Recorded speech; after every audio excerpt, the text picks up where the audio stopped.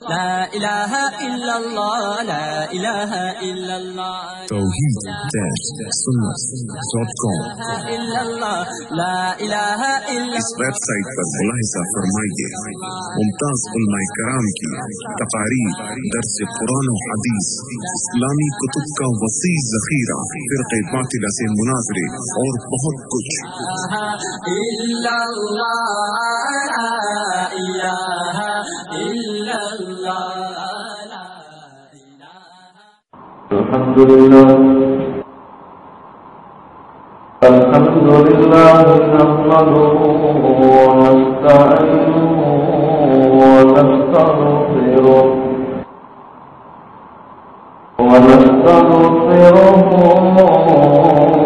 ونؤمن به ونتوكل عليه، أما بعد فأعوذ بالله من الشيطان الرجيم، بسم الله الرحمن الرحيم،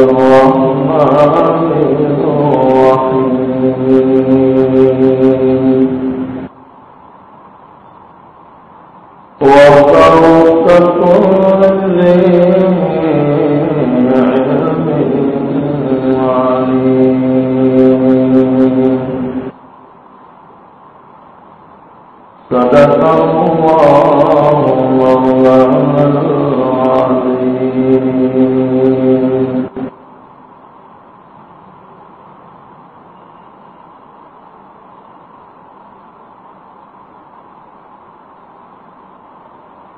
إن الله وملائكته يصلون على النبي،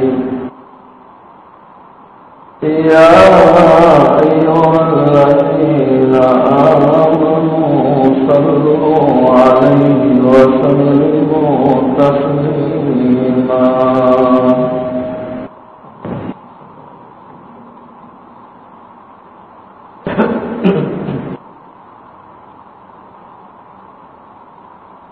محترمہ مائیں اور بہنیں،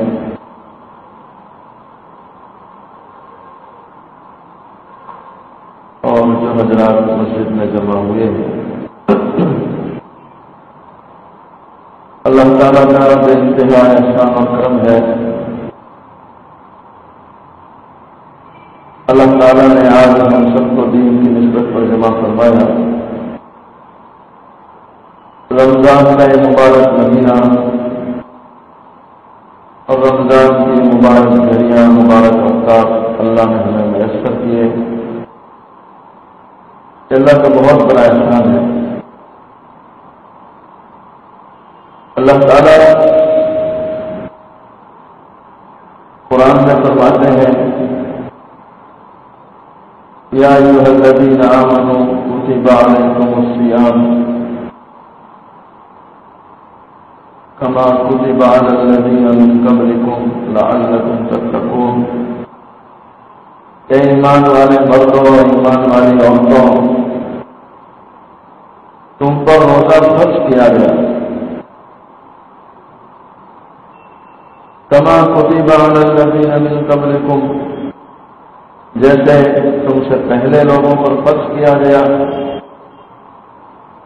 اور پھر اللہ تعالیٰ روزے کا مقصد بیان فرماتے ہیں، لعلکم تتقون، کہ اے ایمان والی عورتوں، اے ایمان والے مردوں، رمضان اس لیے کیا گیا، روزے کی فرضیت اس لیے رکھی گئی تاکہ تم سارے کے سارے متقی بن جاؤ، پرہیزگار بن جاؤ، اللہ کے خاص بندے بن جاؤ۔ ایک اور جگہ پر اللہ تعالیٰ فرماتے ہیں کہ اللہ کا ولی کون ہے؟ اللہ کا دوست، الذین آمنوا وکانوا یتقون، کہ جو ایمان لے آئے اور تقوی اختیار کریں، پرہیزگاری اختیار کریں۔ اللہ قرآن میں فرماتے ہیں کہ یہ اللہ کے دوست ہیں، اللہ کے ولی ہیں، اللہ کی ولیہ ہیں۔ ایسے پرہیزگاروں کا انعام اللہ قرآن میں بیان فرماتے ہیں، لَهُمُ الْبُشْرَىٰ فِي الْحَيَاةِ الدُّنْيَا وَفِي الْآخِرَةِ، کہ ان کے لیے خوشخبری ہے دنیا کی زندگی میں بھی اور آخرت میں بھی ان کے لیے خوشخبری ہے۔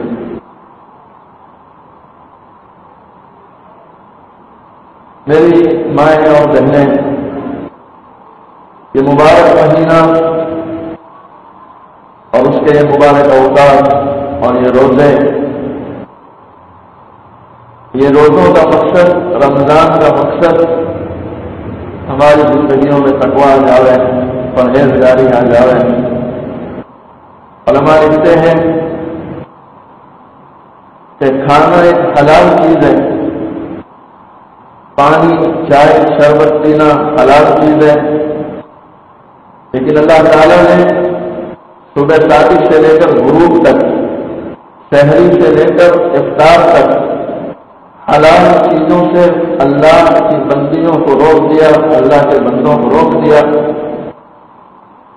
اور عجیب معاملہ ہے اللہ کی بندیوں کا، اللہ کے بندوں کا، کہ ایسی ایسی مائیں بہنیں، ایسے ایسے مرد جو تھوڑی دیر کے لیے پانی کے بغیر رہ نہیں سکتے، کھائے بغیر رہ نہیں سکتے، چائے شربت کے بغیر رہ نہیں سکتے، لیکن اللہ کا جو حکم آ گیا تو عجیب اللہ سے عشق ہے، عجیب اللہ سے محبت ہے، عجیب اللہ سے لگاؤ ہے کہ اللہ کا حکم آ گیا تو اب کھانا بھی ایک طرف، پانی بھی ایک طرف، نہ کوئی چائے کو دیکھتا ہے نہ کوئی شربت کو دیکھتا ہے، کتنا بہترین کھانا کیوں نہ ہو، لیکن کوئی ماں بہن اس کی طرف نگاہ تک نہیں ڈالتی۔ یہ عجیب اللہ کا ایک معاملہ ہے اس کی بندیوں کے ساتھ، اس کے بندوں کے ساتھ، بلکہ ایسا عشق اللہ سے اور اللہ کے اس حکم پر ایسے مر مٹے جا رہے ہیں کہ اس وقت اگر کوئی پانی کا ٹھنڈا گلاس لے کر آئے اور کسی اللہ کی بندی کے سامنے پیش کرے کہ یہ پانی پی لو اور بولو کتنے پیسے چاہیے، لیکن اللہ کی ذات سے امید ہے کہ ہزاروں روپے کوئی پیش کر دے تب بھی کوئی اللہ کی بندی، کوئی اللہ کا بندہ پانی پینے کے لیے تیار نہیں ہوگا کہ جان تو لے سکتے ہیں لیکن اپنا روزہ توڑ نہیں سکتے۔ میری مائیں اور بہنیں،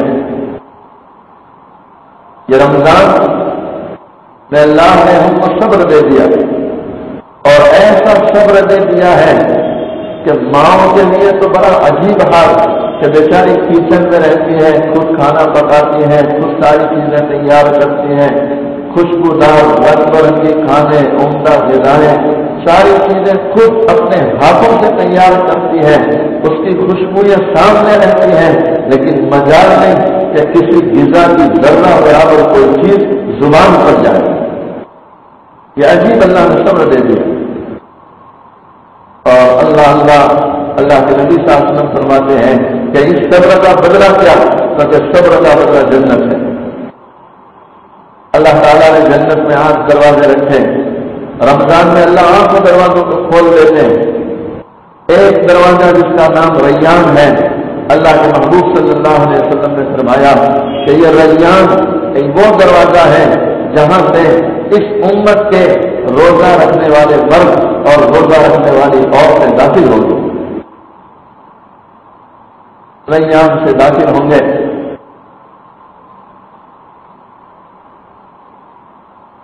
علماء لکھتے ہیں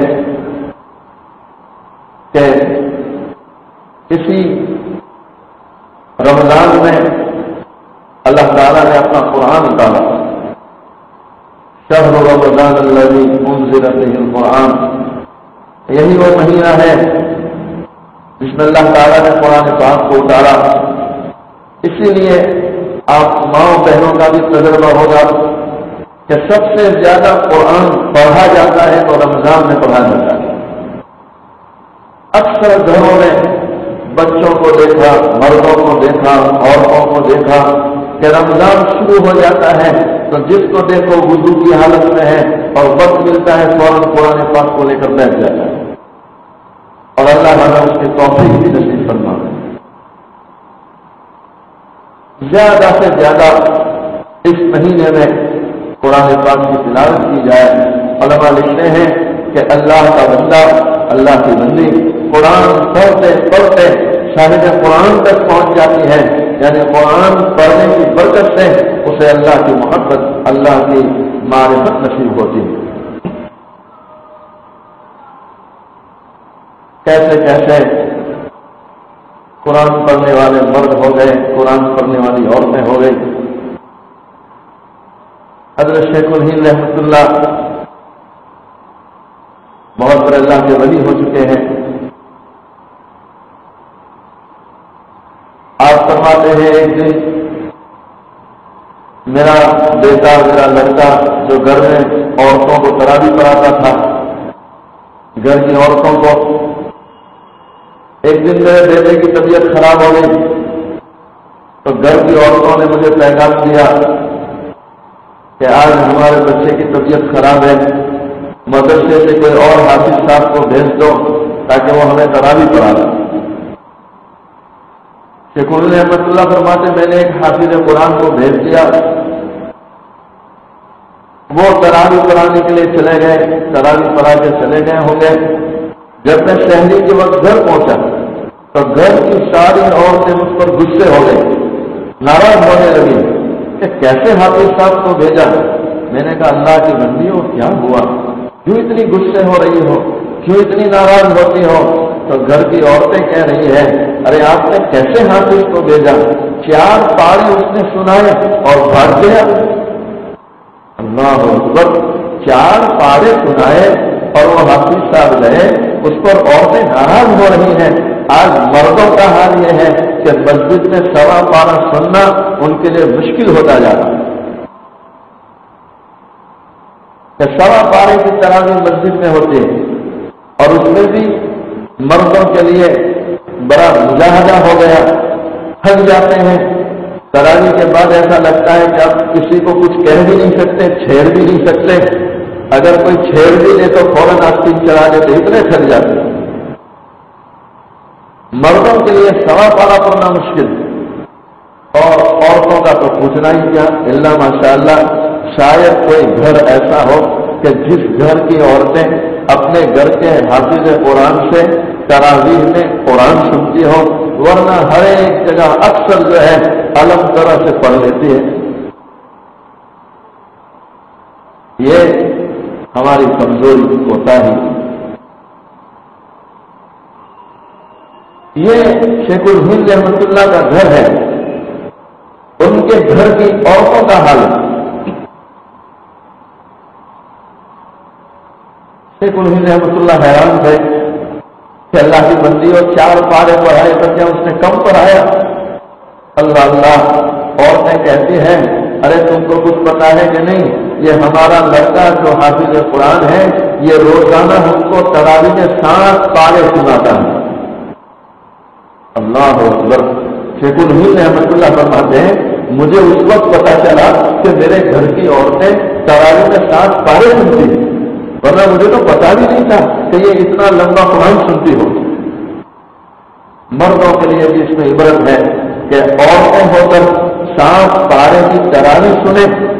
آج مردوں کو اگر 7 پاروں کا کہا جائے تو ان کی زبانیں باہر نکل جائیں۔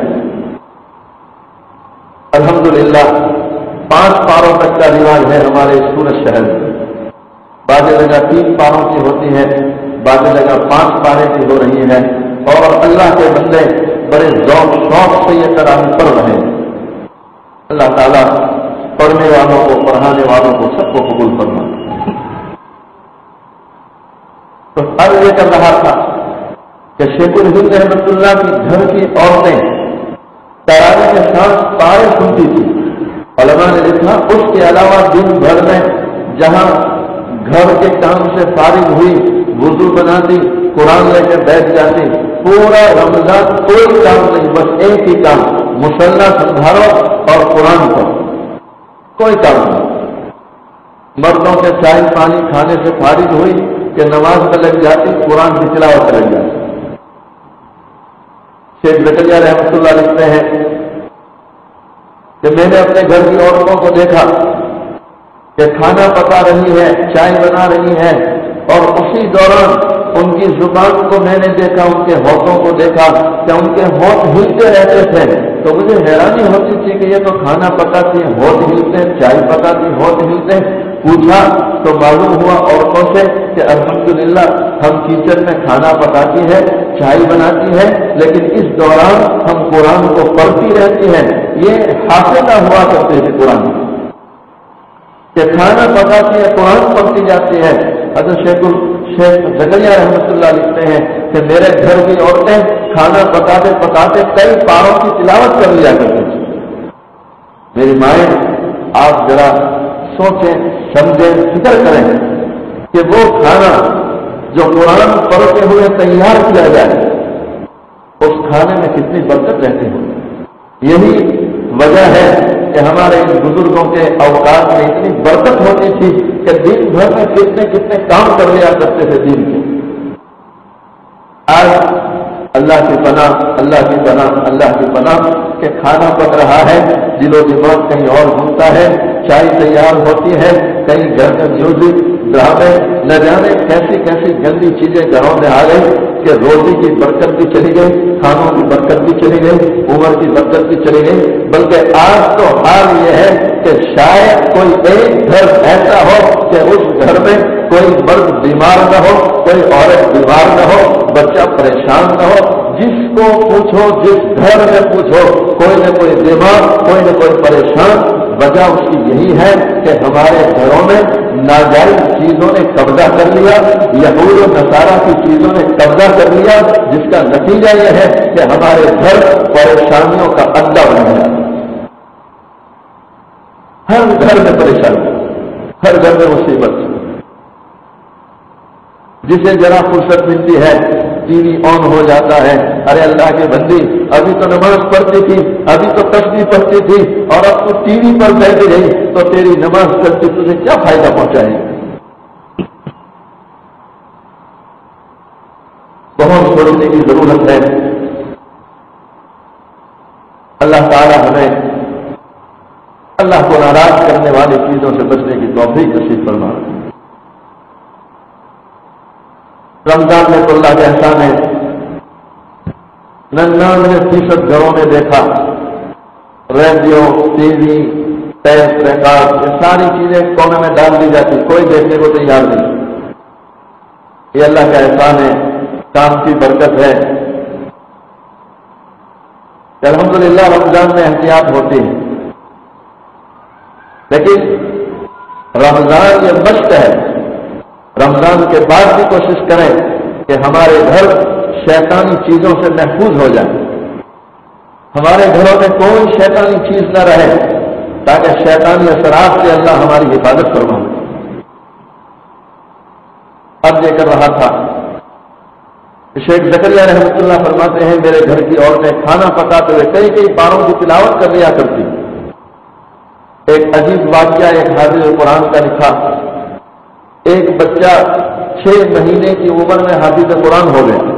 6 مہینے کی عمر، 6 مہینے کی عمر، 6 سال کی عمر، 6 سال کی عمر کوئی بڑی عمر نہیں ہوتی، چھوٹی سی عمر جس میں لاابالی پن ہوتا ہے، کوئی شعور نہیں ہوتا، چھوٹے بڑے کی تمیز نہیں ہوتی۔ 6 سال کی عمر، اور اس میں حافظ قرآن ہو گیا۔ کتابوں میں لکھا کہ اس بچے کی ماں سے تحقیق کی گئی کہ یہ 6 سال میں کیسے حافظ ہو گیا، تو اس کی ماں کہتی ہے الحمدللہ میں حافظ قرآن ہوں، میرے سینے میں قرآن ہے، اور میں روزانہ اپنے بچے کو کھانا پکاتے ہوئے ایک رکوع، کبھی آدھا رکوع اس کو سنا دیا کرتی۔ میرا بیٹا میرے ساتھ کچن میں رہتا، میں کھانا پکاتی اور میں اس آدھے رکوع کو، ایک رکوع کو بار بار پڑھتی رہتی، میرا بیٹا میرے ساتھ پڑھتا رہتا۔ اس طرح الحمدللہ 6 سال میں میرا یہ بچہ حافظ قرآن ہو گیا۔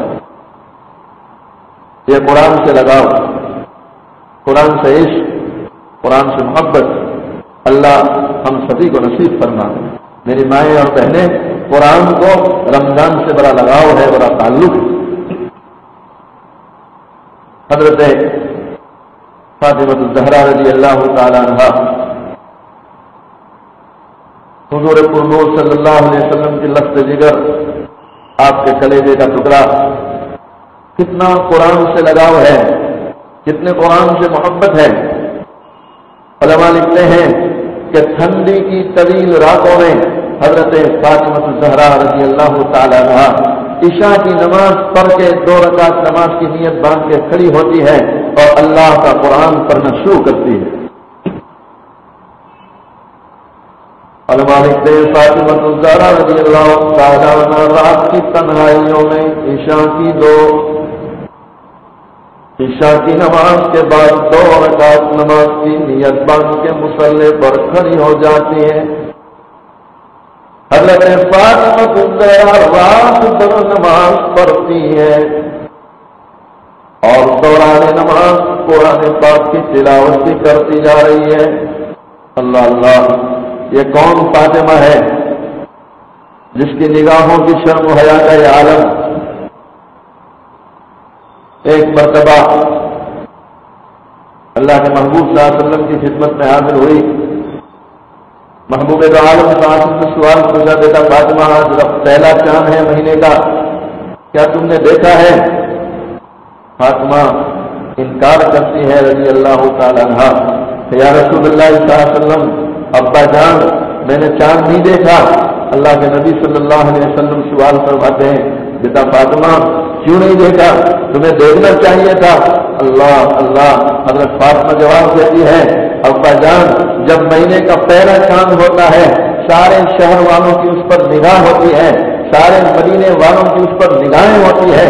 اے ابا جان، جس وقت پرائے مردوں کی نگاہ اس چاند پر جائے، اس وقت فاطمہ کی نگاہ اس چاند پر جائے، اس کو فاطمہ کی غیرت برداشت نہیں کرتی۔ سوچو امت کی ماں، امت کی بہنوں، کہ اس امت میں کیسی کیسی نیک عورتیں ہو گئی، کیسی کیسی پاکیزہ عورتیں ہو گئی کہ جس چیز پر پرائے مردوں کی نگاہ جائے اس پر اس امت کی ماں نے نگاہ ڈالنا پسند نہیں کیا۔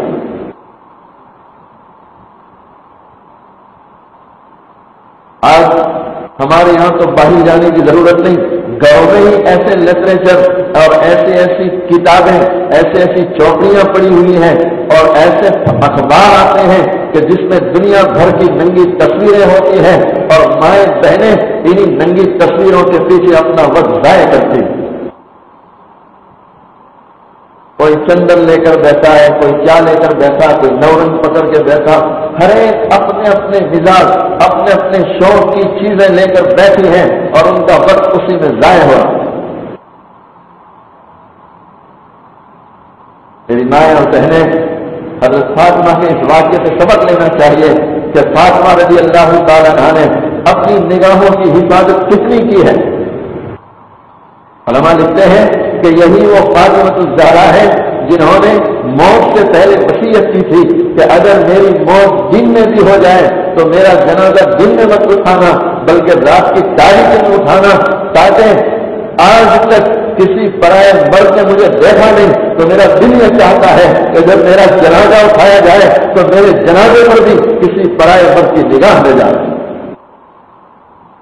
سوچو میری مائیں اور بہنیں، اپنی عزت کی، اپنی عزت کی کتنی حفاظت کی ہے فاطمہ نے۔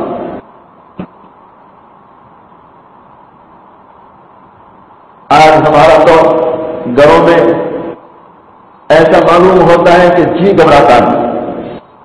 کئی عورتوں کے متعلق سنا کہ ہفتہ 15 دن ہو جائے تو ایسا لگتا ہے کہ گھر کی دیواریں ان کو کھا رہی ہیں، گھر کے برتن گویا ان کے سروں پر آ رہے ہیں، گھر کا تعلیم گویا ان کے پیروں میں زنجیر بن رہا۔ تو یہ عورتیں مردوں پر جو ہے فوراً مطالبات شروع کر دیتی ہیں کہ اب باہر نکلو، باہر نکلو، باہر نکلو، کبھی اس پارک میں، کبھی اس پارک میں، کبھی اس باغ میں، کبھی اس باغ میں۔ میری ماں اور بہنوں، اپنی عزت کی حفاظت کرو، اللہ نے تمہیں عزت والا بنایا ہے، اپنی عزتیں پارکوں باغوں میں لے جا کر ضائع نہ کرو۔ شریعت کے دائرے میں جس کی شریعت نے اجازت دی ہے آپ نکل سکتی ہیں، لیکن شریعت کو ایک طرف رکھ کے اپنی عزت کو لوگوں کے درمیان ضائع نہ کرو. فاطمہ سے سبق کرو. یہی وہ فاطمہ الزہرا رضی اللہ تعالی عنہا.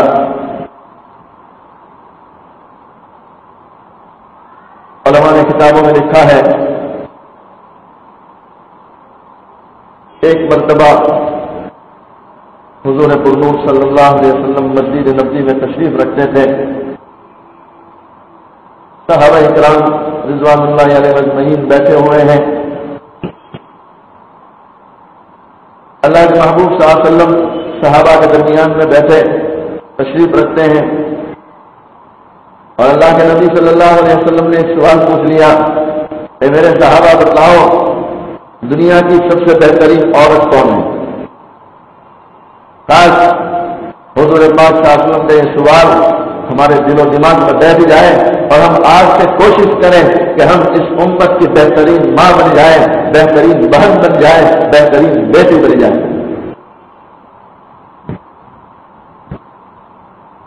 یہ جو دنیا کی رنگینی نظر آ رہی ہے اور دنیا نے جس عورت کو عزت والی بتلا دیا، اللہ اللہ معاف کرے اللہ. آج دنیا کا حال یہ ہے کہ جو عورت جتنا اپنے جسم سے کپڑے اتارتی ہے یہ دنیا کے بیوقوف انہیں عزت والی بتلاتی ہے. لیکن میری ماں اور بہنوں یقین کرو یہ ان آنکھوں کا دھوکہ ہے. جب یہ آنکھ بند ہوگی تب پتہ چلے گا کہ عزت والی کون تھی اور ذلتی والی کون تھی. یہ دھوکہ ہے دنیا کی نگاہوں کا. آج پردے والی عورت پر انگلیاں اٹھ رہی ہے، لیکن یقین مانو میری ماں و بہنوں، اللہ کے نبی صلی اللہ علیہ وسلم نے فرما دیا کہ میری امت کی ماں و بہنوں کی عزت پردے میں ہے، برقعے میں ہے. تو میرے آقا محمد رسول اللہ صلی اللہ علیہ وسلم کا یہ جملہ غلط نہیں ہو سکتا. یہ دنیا والے اس کو الزام کی نظر سے دیکھتے ہیں، اس کو شک کی نظر سے دیکھتے ہیں، شبہ کی نظر سے دیکھتے ہیں. یہ دنیا والوں کی آنکھوں کا دھوکہ ہے.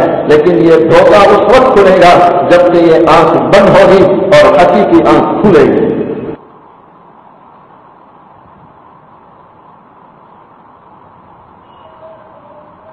حضور پرنور صلی اللہ علیہ وسلم نے سوال پوچھا کہ کون بہترین ماں ہے، کون بہترین عورت ہے؟ ہر ایک اپنے اپنے اعتبار سے جواب دے رہے ہیں. یا رسول اللہ صلی اللہ علیہ وسلم جو بہت زیادہ روزے رکھنے والی ہو، آپ خاموش بیٹھے. کسی نے کہا یا رسول اللہ صلی اللہ علیہ وسلم جو تہجد گزار ہو، آپ خاموش ہیں. کسی نے کہا بہت نمازیں پڑھنے والی، بہت تسبیح پڑھنے والی، بہت خیرات کرنے والی، بہت صدقہ دینے والی، زکات نکالنے والی. خاموش ہے آپ ساتھ. حضرت علی رضی اللہ تعالیٰ عنہ بھی بیٹھے ہوئے تھے. حضرت علی رضی اللہ تعالیٰ عنہ سمجھ گئے کہ میرے آقا محمد رسول اللہ صلی اللہ علیہ وسلم کو جو جواب چاہیے وہ ملا نہیں. مجلس ختم ہو گئی، آپ ڈر گئے. علماء لکھتے ہیں فاطمہ الزہرا رضی اللہ تعالی عنہا نے علی کا چہرہ پڑھ لیا. اس سے علماء لکھتے ہیں کہ سمجھدار ذہین عورت وہ کہلاتی ہے کہ شوہر گھر میں قدم رکھے تو پہلے اس کا چہرہ پڑھ لے.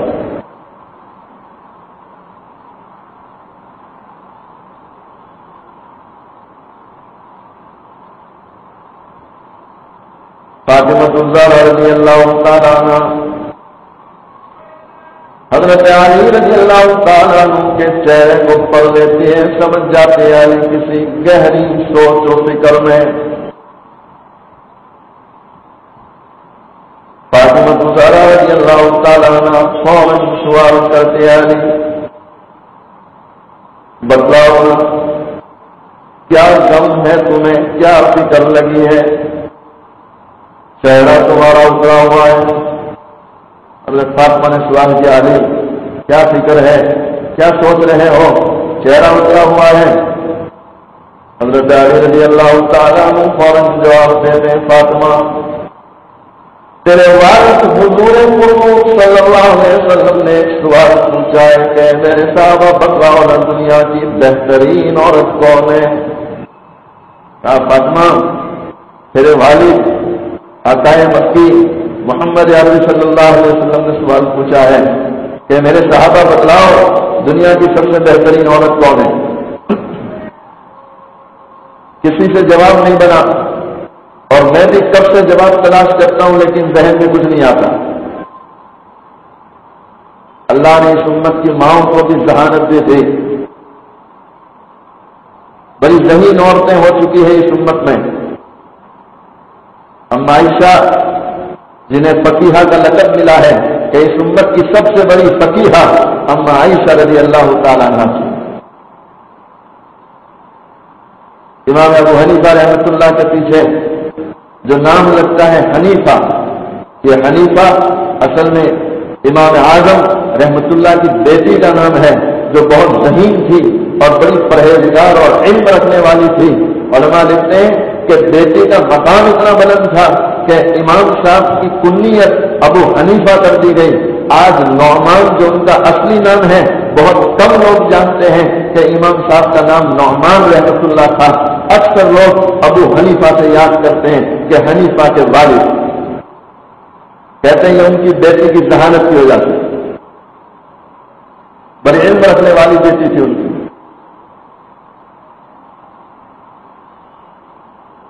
اس امت میں ایسی ایسی عورتیں ہو گئی جو مشائخ کے دور میں مستقل خانقاہیں چلایا کرتی تھی،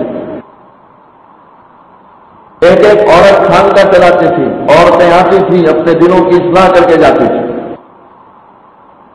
ان عورتوں کا وعظ ہوتا تھا، بیان ہوتا تھا مستورات میں، عورتوں میں، اور یہ دلوں کی اصلاح کیا کرتی تھی۔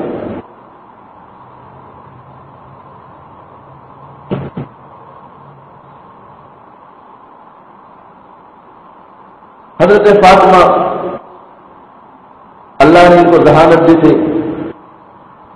جب یہ سوال فاطمہ رضی اللہ تعالیٰ عنہ کے سامنے آیا کہ دنیا کی بہترین عورت کون ہے، تو حضرت فاطمہ رضی اللہ تعالیٰ عنہ اجازت مانگتی ہے، اے علی اگر اجازت ہو تو میں جواب دے دوں۔ اللہ اکبر!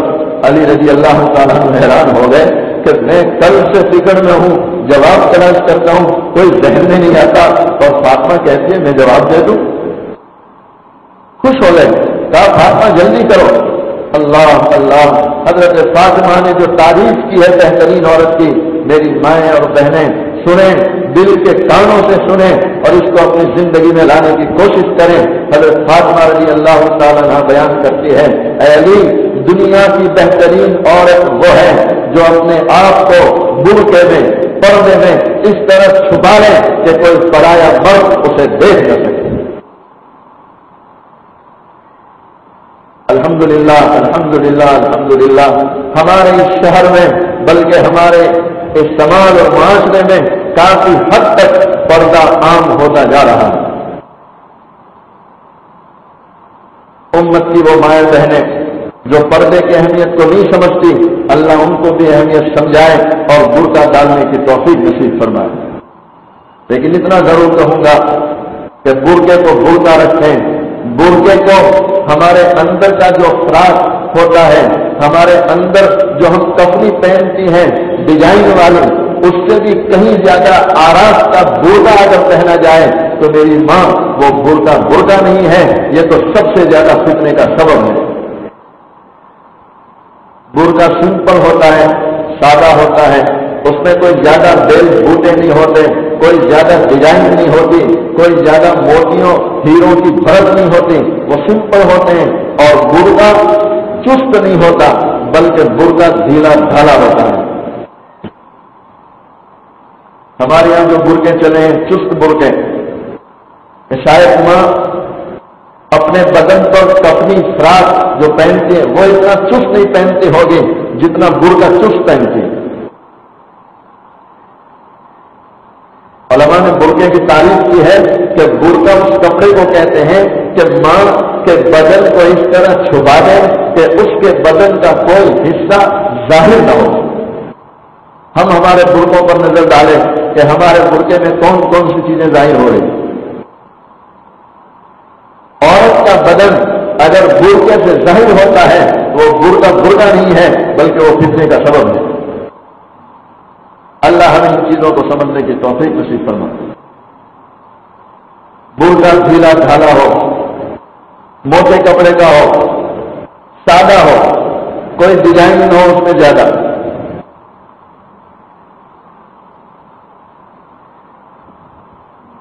اور ایک اور برقع جو ابھی چلا کہ سر پہ دوپٹہ ڈال دیتی ہے اور آگے کے حصے میں پتی کی طرح باندھ دیتی ہے جس کو پھٹک بولتے ہیں. آنکھیں کھلی رہتی ہیں. بہت سی ماں اور بہنوں کو دیکھا کہ وہ اوپر کا پھٹک کا حصہ پیشانی تک یعنی آنکھوں کی بھووں تک لگا ہے اور نیچے والا حصہ بالکل ناک تک ہے. تو پیشانی سے لے کر ناک تک پوری خوبصورتی نظر آتی ہے. مشائخ نے لکھا کہ سب سے زیادہ فتنے کا سبب مرد اور عورت کی آنکھیں ہیں. فتنے کی ابتدا آنکھ سے چلتی ہے. اس کو میری مائیں ذہن میں بٹھائیں. وہ جو جالی والی پردی آتی ہے، باریک جالی رہتی ہے جس میں سے اندر سے باہر نظر آ جاتی ہے، تو ایسی باریک جالی والی پردی ڈالیں تاکہ آپ کے بدن کا کوئی حصہ مرد دیکھنا بھی چاہے تو دیکھ نہ سکے. کیسی غیرت والی عورتیں گزری ہیں اس امت میں. ایک عورت تھی، برقع ڈال کے نکلی گھر سے اپنی حیا اپنی عزت کی حفاظت کرتے ہوئے. راستے میں ایک موڑ پڑتا تھا جہاں سے گلی چینج ہوتی، دوسری گلی میں داخل ہوتے. ایک اوباش قسم کا انسان، بے حیا مرد، اس حیا دار عورت کے پیچھے لگ گیا. وہ کوشش میں تھا کسی طرح عورت کو اپنے جال میں پھنسائے. عورت حیا والی تھی، شرم والی تھی، عزت والی تھی. جب اس نے دیکھا کہ کوئی اوباش میرے پیچھے لگ گیا ہے اور بالکل میرے پیچھے برابر چل رہا ہے تو یہ بیچاری مارا عزت کے پانی پانی ہو رہی تھی. اللہ سے دل ہی دل میں دعائیں مانگتی تھی، اللہ اس اوباش سے میری حفاظت فرما لے. جب اس کا گھر قریب آ گیا اور گھر میں داخل ہونے لگی تو وہ اوباش گھر کے دروازے پر جا کر کھڑا ہو گیا. یہ جلدی سے اندر چلی گئی، دروازہ بند کر دیا. گھر میں جو کام کرنے والی خادمہ تھی اس خادمہ کو بھیجا، کہا جاؤ اس بے حیا مرد سے پوچھو کہ کیوں پیچھے پڑا ہے. خادمہ باہر آئی، کہا کیوں آئے ہو، کیا مقصد ہے تمہارا؟ یہ کہتا ہے بس تیری آسانی میرا مقصد ہے. کہا وہ گھر میں گئی، اپنی آسانی سے کہا کہ وہ تو یوں کہتا ہے. کہا جاؤ اس کو پوچھو کہ کیوں تیرے دل میں یہ بات پیدا ہوئی، کیوں یہ شرارت کا مادہ پیدا ہوا، کیوں اس برائی کا ارادہ ہوا. تو خادمہ باہر آئی، پوچھتی ہے تو وہ اوباش بے حیا مرد کہتا ہے کہ جب تیری آسانی برقع ڈال کے چل رہی تھی تو راستے کے موڑ پر اس کی چپل میں کوئی بات ہوئی تو وہ نیچے جھکی اور چپل درست کر رہی تھی تو اس کا ہاتھ کھل گیا. میں نے اس کے ہاتھ کی خوبصورتی دیکھ لی جس کی وجہ سے میرے دل میں یہ برائی کا ارادہ پیدا ہوا. میری مائیں سوچیں ذرا کہ کن کن چیزوں کو دیکھ کر مرد ہماری طرف مائل ہو رہے ہیں. آج ہمیں احساس نہیں ہے. جب اس خادمہ نے اندر جا کر کہا کہ وہ یوں کہتا ہے، قربان جائے اس باحیا عورت پر اس نے چھری لی اور جو ہاتھ بتلایا کلائی سے کاٹ دیا اور ہاتھ کاٹ کے تھال میں رکھ دیا، اور خادمہ سے کہتی ہے جاؤ اس سے کہو کہ جس ہاتھ سے تجھے فتنے نے ڈالا ہے وہ ہاتھ تیری خدمت میں پیش ہے، اب تم یہاں سے چلے جاؤ۔ اللہ اکبر! وہ مرد حیران ہو گیا کہ اتنی باحیا عورت کہ جس ہاتھ پر پرائے مرد کی نگاہ نہیں اس ہاتھ کو کاٹ کے پھینک دیا۔ علماء لکھتے ہیں یہ اس امت کی عورتوں کا حال تھا کہ ایسی شرم والی، ایسی حیا والی میری مائیں اور بہنیں، میں اس دور میں یوں کہتا ہوں آپ سے، ہاتھ کاٹنے کی ضرورت نہیں، ہاتھ کو کاٹ کے جدا کرنے کی ضرورت نہیں ہے۔ آج کے اس دور میں بس اتنا کہتے ہیں کہ اس ہاتھ کو پردے میں چھپا لو تاکہ کسی غیر مرد کی اس پر نگاہ نہ جائے۔ اپنے بدن کو چھپانے کی کوشش کرو۔ حضرت فاطمہ جب یہ تعریف کرتی ہے کہ علی دنیا کی بہترین عورت وہ ہے جو اپنے آپ کو برقعے میں چھپا لے، اس طور پر کہ کوئی پرایا مرد دیکھ نہ سکے۔ علی خوش ہو گئے، جلدی سے دوڑے مسجد نبی صلی اللہ علیہ وسلم میں، کہا یا رسول اللہ صلی اللہ علیہ وسلم جواب دے دوں؟ اللہ کے محبوب صلی اللہ علیہ وسلم نے فرمایا ہاں علی بولو کیا جواب ہے؟ تو انہوں نے جواب سنایا۔ جب آتا ہے مکی محمد عربی صلی اللہ علیہ وسلم یہ جواب سنتے ہیں، فوراً فرماتے ہیں علی ایسا معلوم ہوتا ہے کہ یہ جواب ان کو فاطمہ نے دیا ہے۔ اللہ اکبر! آپ فرماتے ہیں علی ایسا لگتا ہے یہ جواب تمہارا نہیں ہے، یہ فاطمہ کا جواب ہے۔ حضرت علی رضی اللہ تعالیٰ عنہ عرض کرتے ہیں ہاں یا رسول اللہ صلی اللہ علیہ وسلم میرے ماں باپ آپ پر قربان ہو، یہ جواب مجھے فاطمہ نے سکھایا۔ اللہ کے محبوب صلی اللہ علیہ وسلم فوراً فرماتے ہیں فاطمہ بضعۃ منی، کہ فاطمہ میرے جگر کا ٹکڑا ہے۔ اے علی جس نے فاطمہ کو خوش کیا اس نے مجھے خوش کیا، اور جس نے مجھے خوش کیا اس نے اللہ کو خوش کیا، اور اے علی جس نے فاطمہ کو ستایا اس نے مجھے ستایا، جس نے مجھے ستایا اس نے اللہ کو ستایا۔ یہ اس امت کی ماؤں کا مقام ہے شرم و حیا کی وجہ سے اور قرآن سے لگاؤ اور محبت کی وجہ سے۔ یہی فاطمہ الزہرا رضی اللہ تعالیٰ عنہا ٹھنڈی کی لمبی راتوں میں عشاء کی نماز کے بعد 2 رکعت نماز کی نیت باندھتی ہے، قرآن پڑھنا شروع کرتی ہے۔ علماء لکھتے ہیں قرآن پڑھتی جاتی ہے یہاں تک کہ جب صبح ساری کا وقت ہوتا ہے حضرت فاطمہ کی 2 رکعت نماز ختم ہوتی ہے، اور جہاں 2 رکعت ختم ہوتی ہے ایک قرآن بھی مکمل ہوتا ہے، ایک قرآن ختم کرتی ہے پوری رات میں۔ توحید-سنت.com خوش نصیب ہے وہ مائیں بہنیں جو رمضان میں کثرت سے قرآن مکمل کرتی ہیں۔ الحمدللہ ایسی مائیں ہیں جو رمضان میں گھر کے کام کے ساتھ کبھی 15 قرآن مکمل کر لیتی، کبھی 20 قرآن کر لیتی، اور ایسی مائیں بھی ہیں جو 30 قرآن تک پہنچ جاتی ہیں۔ اللہ ہمیں زیادہ سے زیادہ پڑھنے کی توفیق نصیب فرمائے۔ میری مائیں آپ اسے معمولی نہ سمجھیں، اللہ کا فضل الحمدللہ ایک ایسی ماں کو میں نے اپنی آنکھوں سے دیکھا ہے کہ قرآن پڑھنا نہیں جانتی، قرآن پڑھی ہوئی نہیں، لیکن روزانہ قرآن کو کھولتی، انگلی گھماتی اور انگلی گھما کر قرآن کو عزت سے رکھ دیتی۔ الحمدللہ قرآن کا اتنا اکرام کہ قرآن کھولتی ہے، انگلی گھماتی ہے، بند کر کے رکھ دیتی ہے۔ ان آنکھوں نے دیکھا کہ اللہ نے اس بوڑھی اماں کو جمعہ کے دن کی موت نصیب فرمائی۔ یہ قرآن بہت بڑی دولت ہے، اللہ کے محبوب صلی اللہ علیہ وسلم کا زندہ معجزہ ہے۔ میری مائیں اور بہنیں یہ رمضان کے مبارک ایام، مبارک اوقات، یہ روزے، یہ ساری چیزیں ہمارے لیے اللہ کی طرف سے رحمت ہے، فضل ہے، کرم ہے۔ تو اس رمضان کی قدر اس طرح کریں کہ روزہ ہو اور زیادہ سے زیادہ قرآن پاک کی تلاوت ہو۔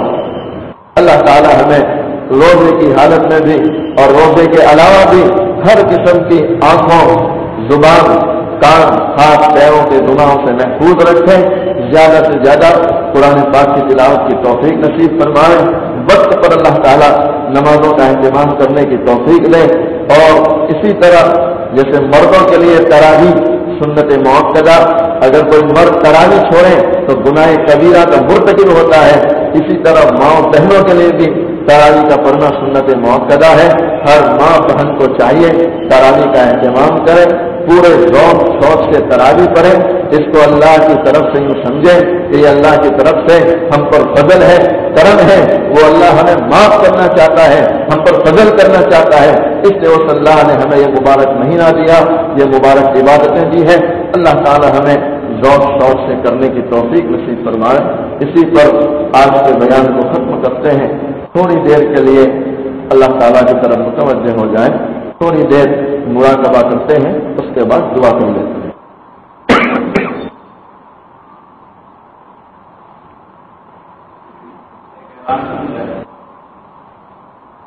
بارش میں روزہ جمعرات کے دن قرار کے بعد انشاءاللہ مولانا تعلیم بلی صاحب نامور کا ہوگا.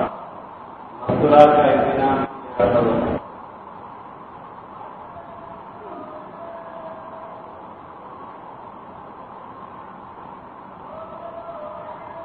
اپنی آنکھوں کو بند کر لیں, اپنی گردنوں کو جھکا لیں.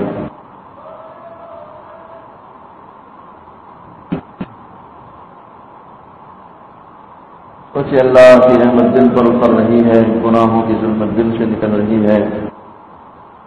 تیری مائیں بہنیں ہم جانتی ہے آج تک کے ایام کیسے گزرے ہیں, کیسی کیسی خطائیں جانے انجانے میں ہم سے ہو جاتی ہیں.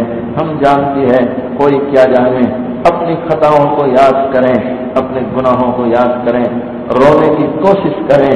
وہ اللہ جب اس کے سامنے اس کی بندی روتی ہے, آنسو بہاتی ہے, ویسے ہی عورت کمزور ہے, کمزوروں پر اللہ کا فضل ہوتا ہے, اللہ کی نگاہ رحمت ہوتی ہے. اور پھر کمزور بندی جب آنسو بہا دے تو اللہ کی رحمت جوش میں آ جاتی ہے. اللہ معاف کر دیا کرتے ہیں. میری ماں اور بہنوں, اللہ کے سامنے پوری طرح متوجہ ہوں, اپنی خطاؤں کو یاد کریں, رونے کی کوشش کریں. ایک آنسو جب آنکھ سے نکلتا ہے اللہ تعالیٰ زندگی بھر کے گناہوں کو معاف کر دیا کرتے ہیں.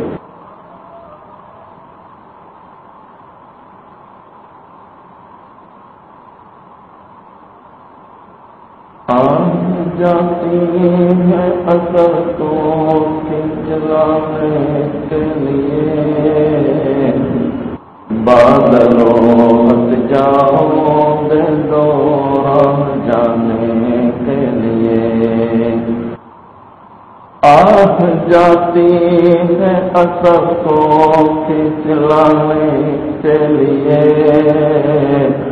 بادلوں ہٹ جاؤ دے دوران جانے کے لیے. اے دعا فریاد کر عرش بڑی کو تھام کے, اے خدا رخ پھیر دے اب گردش ایام کے. اے دعا فریاد کر عرش بڑی کو تھام کے, اے خدا رخ پھیر دے اب گردش ایام کے. خلق کے وعدے ہوئے دنیا کے ٹھکرائے ہوئے, آئے ہیں اب تیرے در پر ہاتھ پھیلائے ہوئے. خلق کے وعدے ہوئے دنیا کے ٹکرائے ہوئے, آئے ہیں اب تیرے در پر ہاتھ پھیلائے ہوئے. حق پرستوں کی اگر تم دل جو نہیں, تانا دیں گے بت کے مسلم کا خدا کوئی نہیں. حق پرستوں کی اگر تم دل جو نہیں, تانا دیں گے بت کے مسلم کا خدا کوئی نہیں. رحم کر اپنے نہ آئینے کرم کو بھول جا, ہم تو تجھ کو بھولیں لیکن تو نہ ہم کو بھول جا. رحم کر اپنے نہ آئینے کرم کو بھول جا, ہم تو تجھ کو بھولے لیکن تو نہ ہم کو بھول جا. ہار ہیں بدکار ہیں ڈوبے ہوئے ذلت میں ہیں کیسے بھی ہیں آقا تیرے محبوب کی امت میں ہیں. خار ہیں بدکار ہیں ڈوبے ہوئے ذلت میں ہیں کیسے بھی ہیں آقا تیرے محبوب کی امت میں ہیں. درود شریف.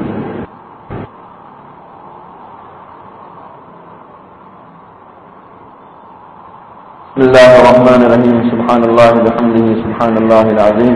اللهم صل على سيدنا محمد وعلى آل سيدنا محمد وبارك وسلم. ربنا ظلمنا أنفسنا وإن لم تغفر لنا وترحمنا لنكونن من الخاسرين. ربنا آتنا في الدنيا حسنة وفي الآخرة حسنة وقنا عذاب النار وقنا عذاب القبر وقنا عذاب الدين وقنا عذاب يوم القيامة إنك لا تخلف الميعاد يا أرحم الراحمين يا أرحم الراحمين یا ارحم الراحمین. اے اللہ بے شک گنہگار ہے خطا کار ہے اقراری مجرم ہے. اے اللہ تیرے سامنے ہاتھ پھیلا کر بیٹھی ہیں. اے اللہ تیری چوکٹ پکڑ کر بیٹھے ہیں. اے اللہ ہم سب کے بیٹھنے کو قبول فرما ہم سب کے جمع ہونے کو قبول فرما. اے اللہ یہ بیچارے مرد اور یہ بیچاری مائیں بہنیں اے اللہ اپنے اوقات میں سے وقت نکال کر حالانکہ ان کا مشغولی کا وقت ہے بیچاری رات بھر کی تھکی ہوئی اور پھر صبح سے اٹھی ہے گھر کے کام میں لگی ہے. ایک طرف اپنے بچوں کو تیار کرنا اسکول میں بھیجنا مدرسوں کی فکر کرنا اور پھر روزے سے ہیں. اے اللہ صبح سے کھانا بنے پانی بنے ہر چیز کو بند کیے ہوئے اے اللہ گھر کا کام کر کے تھک کے چور ہو کے اے اللہ اس وقت تیرے سامنے آ کر بیٹھی ہے. اے اللہ یہ تیرے سامنے آ کر بیٹھنا اس بات کی علامت ہے اللہ کہ ان ماں بہنوں کے دلوں میں تیری محبت ہے تیرا خوف ہے تیری خشیت ہے. اے اللہ تجھے خوش کرنے کے لیے آئی ہے تجھے راضی کرنے کے لیے آئی ہے تجھے منانے کے لیے آئی ہے. اے اللہ تو ہم سب سے راضی ہو جا. اے اللہ تو ہم سے راضی ہو جا. اے اللہ تو ہم سے راضی ہو جا. اے اللہ ہم سب کی مغفرت فرما دے ہمارے ماں باپ کی مغفرت فرما پوری امت کی مغفرت فرما. اے اللہ پوری امت کی مغفرت فرما دے. اے اللہ یہ بیچاری کمزور ہے اے اللہ تو نے کمزوروں پر رحم کرنے کا حکم دیا ہے مالک تو بھی کمزور ماں بہنوں پر رحم فرما دے رحم فرما دے رحم فرما دے. اے اللہ ان آنے والی ماں بہنوں میں کئی ایسی مائیں ہوں گی جن کی شادیاں ہو گئی ان کی گود سونی ہے اولاد نہیں ہو رہی. اے مالک تیرے خزانوں میں کمی نہیں ہے. اے اللہ آج اس مجلس میں روزے کی حالت میں تجھ سے التجا کرتے ہیں. اللہ تو انہیں نیک سالے اولاد دے دے آنکھوں کی ٹھنڈک کو ایسی اولاد دے دے.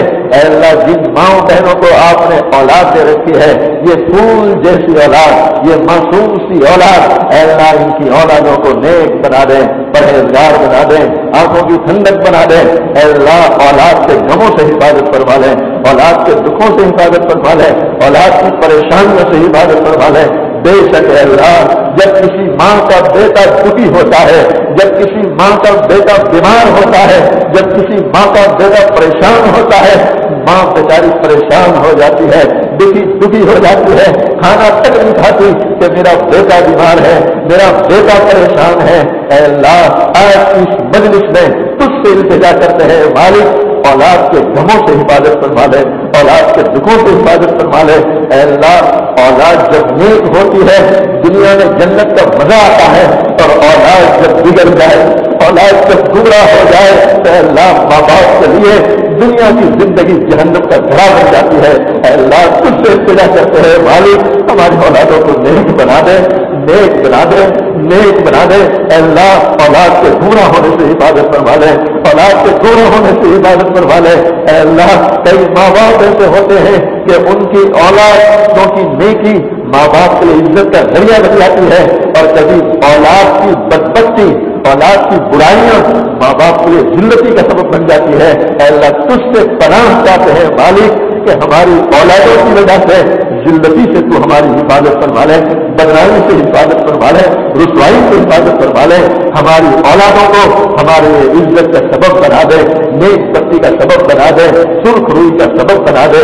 اے اللہ ان ماں بہنوں میں کئی بیچاری ایسی ہوگی جو ایسے دکھوں میں ایسے غموں میں مبتلا ہوگی کہ بیچاری کسی کو کہہ بھی نہیں سکتی, سہ بھی نہیں سکتی. کبھی بیچاری سوچتی ہے کہ میرا شوہر گھر میں آئے گا تو شوہر کو اپنا دکھ بیان کروں گی, لیکن جب شوہر گھر میں آتا ہے تو صبر کر جاتی ہے کہ کون شوہر کو کہے, بیچارے کا دل ٹوٹ جائے گا, بیچارہ پریشان ہو جائے گا, تو شوہر کو نہیں کہتی, پھر دل کو مناتی ہے, دل سے صلح کرتی ہے کہ چلو 2 دن کے بعد ماں کے گھر جاؤں گی تو میری ماں کو کہوں گی, باپ کو کہوں گی. پھر ہفتے کے بعد گھر جاتی ہے تو وہاں بھی ماں باپ کا چہرہ دیکھ کر اپنے غم کو دلوں میں دبا لیا کرتی ہے کہ کون ماں باپ کو دکھی کرے, کون ماں باپ کے سامنے غموں کو بیان کرے. اللہ ایسی مائیں ایسی بہنیں جو اپنے غموں کو دلوں میں لے کر بیٹھی ہے, نہ شوہر کو کہتی ہے نہ اپنے ماں باپ کو کہتی ہے, لیکن اللہ تو ان کے غموں کو جانتا ہے, تو ان کے دکھوں کو جانتا ہے, ان کی پریشانیوں کو تو جانتا ہے. مالک ان بیچاری ماں بہنوں کے غموں کو دور فرما دے, دکھوں کو دور فرما دے, پریشانیوں کو دور فرما دے. اے اللہ ہر اعتبار سے انہیں چین عطا فرما, سکون عطا فرما, عافیت عطا فرما. اے اللہ ہمارے گھروں کو جنت کا نمونہ بنا دے, جہنم کا گڑھا بننے سے حفاظت فرما لے. ہمارے گھر قبرستان بن جائے, اے اللہ اس سے تو ہماری حفاظت فرما لے.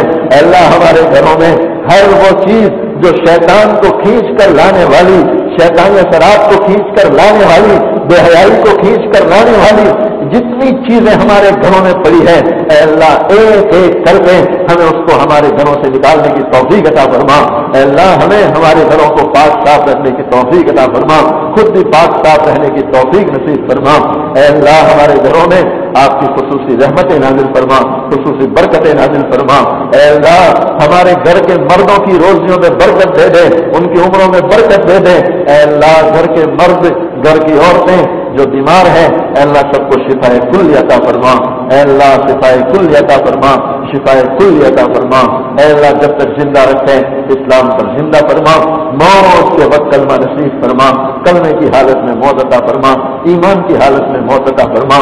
اے اللہ مکہ مدینے کی موت عطا فرما, مبارک جگہوں کی موت عطا فرما, مبارک اوقات کی موت عطا فرما, روزے کی حالت میں موت نصیب فرما. اے اللہ یہ ہماری دعائیں ہیں, آپ کے ذمہ قبول کرنا ہے. اے اللہ ہماری تمام دعاؤں کو محبت میں فضل و کرم سے نبی پاک صلی اللہ علیہ وسلم کے صدقے طفیل میں, تمام صحابہ, تابعین, تبع تابعین, تمام اولیاء کرام کے صدقے میں, اور اے اللہ ان آنے والی ماؤں بہنوں اور ان مسجد میں بیٹھے مردوں میں سے جن کے گرم گرم آنسو تجھے پسند ہیں, اور جن کی رات کی عبادتیں اور جن کے جوانی کے سجدے تجھے پسند ہے, اللہ ان کے سجدوں اور آنسوؤں کے صدقے میں ہماری تمام دعاؤں کو قبول کرو. اللهم إنا نسألك من خير ما سألك منه نبيك سيدنا محمد صلى الله عليه وسلم, ونعوذ بك من شر ما استعاذك منه نبيك سيدنا محمد صلى الله عليه وسلم. صلى الله على خير خلقه محمد وعلى آله وأصحابه أجمعين. الحمد لله رب العالمين.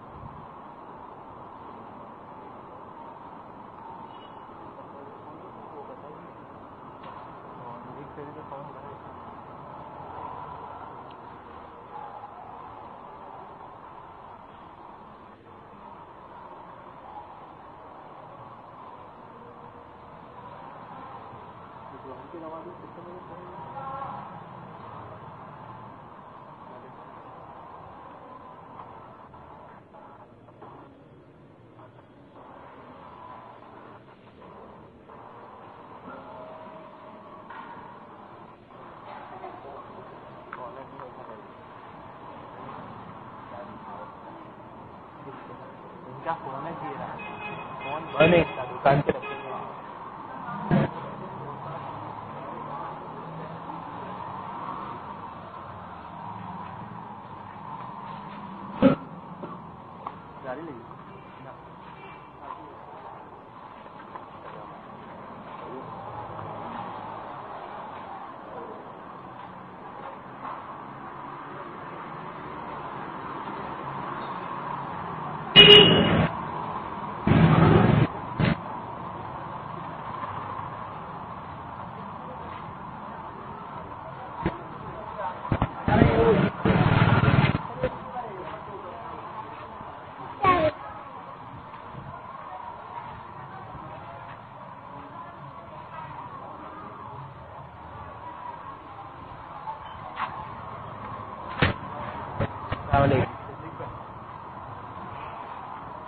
عبد الکریم نے کیا ہے؟